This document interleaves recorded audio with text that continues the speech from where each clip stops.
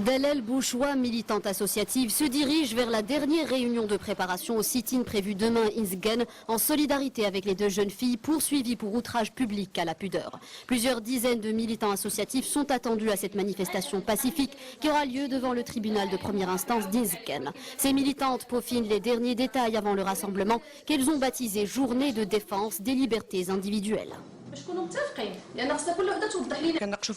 Nous préparons le sit-in de demain et nous apportons les dernières retouches à la lettre que nous allons adresser au ministre de la Justice et des Libertés.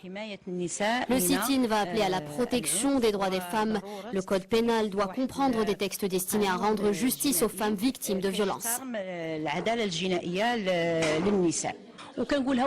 Malheureusement, ce sont des filles marocaines qui ont soulevé des questions importantes, des débats qui ont abouti à une réforme juridique. Je pense à Amin El Filali ou encore la petite Fatima pour le travail domestique. Nous voilà aujourd'hui encore confrontés au cas de ces deux jeunes filles qui lancent de nouveau le débat sur une éventuelle réforme du cadre juridique.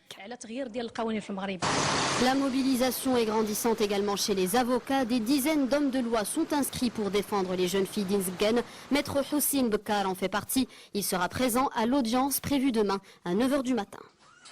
Notre plaidoyer va jeter la lumière sur certains dysfonctionnements qui ont eu lieu et qui n'ont pas été inscrits dans le procès verbal. Cela n'a pas été pris en considération par le parquet général. Nous allons plaider pour que les charges soient abandonnées.